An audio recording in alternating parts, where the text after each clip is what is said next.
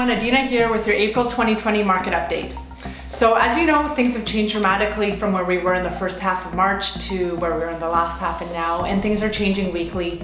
One of my goals is just to keep you updated with exactly what's going on so that you can have a more informed perspective on what's happening and the trends that are emerging. So let's jump right into this and look at the stats for March. Now March, as you know, there was two different dynamics going on in the first half of March. Things were going strong, riding on the tailcoats of what was happening in January and February. We saw sales overall in March for the entire month up 46% relative to the same time last year. And the strongest part of the month was obviously those first 2 weeks before we got the news that COVID was hitting close to home here. And after that, things did change.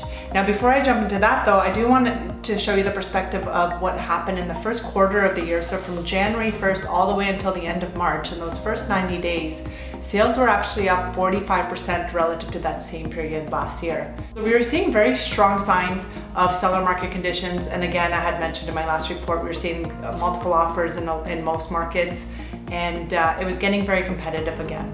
Part of the reason was because of that strong demand, and the other part was because we had less inventory on the market. So total listings on the market were down 25% relative to where they were this time last year. So we had less selection, more buyers in the marketplace, and things were getting very heated. What has this meant for prices? Well, overall prices are up about 2% relative to the same time last year. And what I wanted to do is show you exactly what's happened in terms of sales activity and the sales price to list price ratio. So what our team has done is that we've pulled up all the sales on Vancouver Eastside, just to give you an example, from March 1st all the way up until April 15th to show you what trends have been emerging.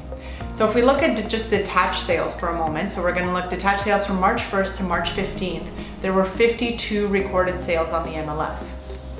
With these 52 recorded sales, the sales to list price ratio was 101%. So what that means is that everything on average was selling about 1% over asking price. Now, as COVID hit us mid-month, if we look at the sales between March 16th to March 31st, we see that we only had 38 sales. So a lower number there, but the to list price ratio was slightly higher at 102%. Now, if we look at what's gone on between April 1st to April 15th, right now there's been 7 recorded sales.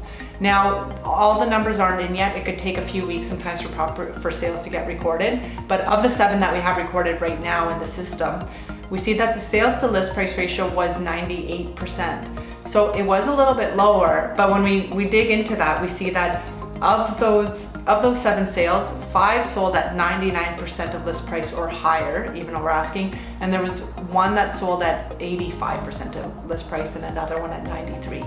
So again, a mix in there. Once we get more numbers and all the recorded sales, we'll be able to say more conclusively where that ratio is sitting. Now let's look at the similar numbers for the attached market. So we're looking at condos and townhomes on the Vancouver Eastside. Between March 1st and 15th, there were 94 recorded sales, and the sales to list price ratio was 101%, very similar to the detached market. Now if we look at the second half of March 16th through 31st, there was only 50 sales. And the sales to list price ratio did drop slightly to 100%. So on average, things were selling at asking price. Now, if we look between April 1st and 15th, and as mentioned, this is just the numbers we have right now as of April 15th, we see that there were 6 sales, and the average sale to list price ratio, again, is 100%. So what this is telling us is that, especially on the Vancouver East Side right now, places that are well priced and the ones that are still selling at or very close to their asking price. So we're not seeing huge discounts there right now. We had 2 clients these last 2 weeks that got accepted offers on places, and in both of them we are in multiple offer situations. Now it's a different multiple offer than we were seeing at the beginning of March, because now we could have subject conditions, we could take our time to do our due diligence, but there's not that much room to negotiate price, as there are still other very motivated buyers out there. So I think the message that I really want to send to people is that it's important for us to keep tracking these numbers. A lot of people think that just because activity slowed down, prices will come down.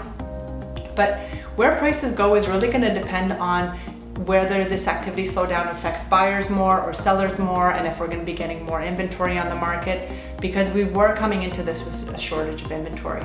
So So for prices to come down, we're gonna need to see an influx of new inventory coming onto the market or more buyers and sellers pulling back from the market. So we'll keep a close eye on these things and see where they go in the next few weeks and months. As you know, as I mentioned, it's changing daily. So if there's anything drastic, just know I'm here. I'm always happy to answer any questions.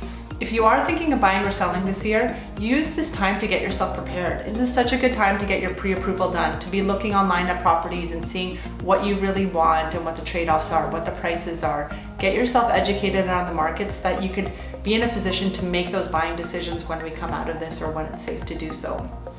On the selling side, again, if you have extra time on your hand, this is such a good time to get your home ready for market.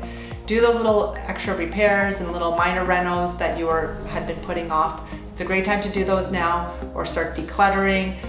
We could do virtual staging consultations.